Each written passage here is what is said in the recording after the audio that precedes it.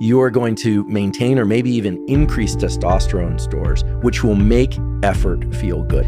To me, that's the holy grail. When effort feels good, life just gets way better. And we're not talking about achieving the reward. I'm not talking about the end of this thing. I'm talking about the process of it feeling really good.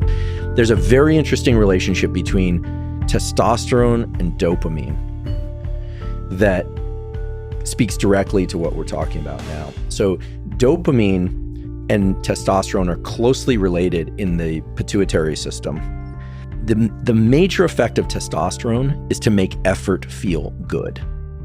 That's what testosterone does. It has other effects too, right? Reproductive effects, androgenizing parts of the body, etc. But it makes effort feel good. The testosterone molecule is synthesized from cholesterol. Cholesterol can either be made into cortisol, a stress hormone, or testosterone, but not both. So you have a limited amount of cholesterol, and it gets diverted towards stress or towards this pathway where effort feels good. Mm-hmm.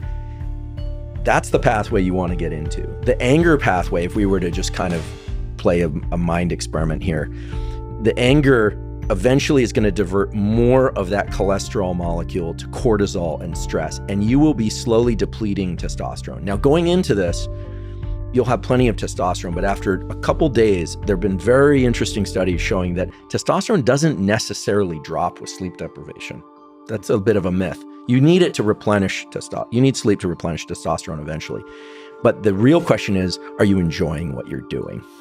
The takeaway from all of this is, if you can just convince yourself, or ideally, if you can just enjoy yourself, you are going to maintain or maybe even increase testosterone stores, which will make effort feel good. And to me, aside from neuroplasticity, where everything becomes automatic after this experience, to me, that's the holy grail. When effort feels good, life just gets way better. And we're not talking about achieving the reward. I'm not talking about the end of this thing. I'm talking about the process of it feeling really good. Yeah, there is a magic to, if I just tell myself I'm feeling really good right now, no matter how I'm actually feeling, I'll start feeling way better. And the whole thing, there's the cascading effect that allows me to maximize the effort. Hormones are powerful. The relationship between thoughts and hormones and these physiological things is enormous. I had a colleague that a few years ago, he was dying of pancreatic cancer. And I was interviewing him just because he's an important figure in our community and I was a friend. And there was one day where he told me, he said, I don't want to make it past the new year. And it was crushing for me to hear. And I knew that he had been on some androgen therapy for a whole set of other things. And I said, have you taken your androgen cream? And he was like, no, I haven't done it. Go get it for me. I have this on film. He takes it. He puts the androgen cream on. I'm not suggesting people take androgens, by the way. 10 minutes later, he says, you know what? I think I want to live into the new year. And I'm going to write 12 letters of recommendation. He went to MIT, by the way. He said, I'm going to write 12 letters of recommendation. And he did. And so there's something about these molecules that in an ancient way, in all organisms, all mammals, as far as we know, are linked to the will to live. They're linked to effort and making effort feel good, which has been fundamental to the evolution of our species. I always say, people think that the opposite of testosterone is estrogen, but it's not.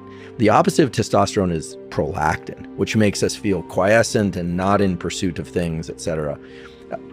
Testosterone makes effort feel good.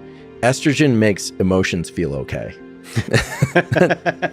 and they are in mixed amounts in all people, as I say, of all chromosomal backgrounds. Yeah. Hormones are powerful. The relationship between thoughts and hormones and these physiological things is enormous. I had a colleague that